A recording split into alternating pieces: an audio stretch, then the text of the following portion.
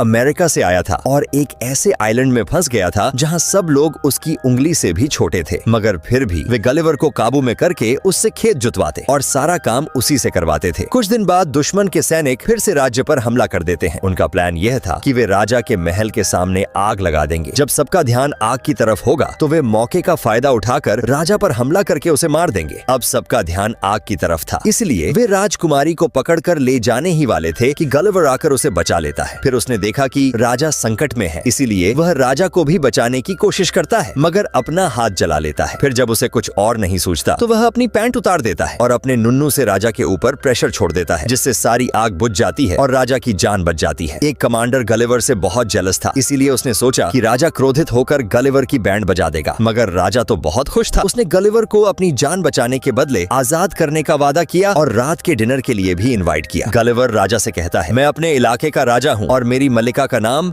Darcy है। राजा उस पर यकीन कर लेता है और गलिवर के लिए एक नाव बनवाता है, जिस पर बैठकर अब वह किसी ऐसे आइलैंड पर चला गया जहां हर चीज उससे बहुत बड़ी थी। गलिवर को कुछ समझ में आता, इससे पहले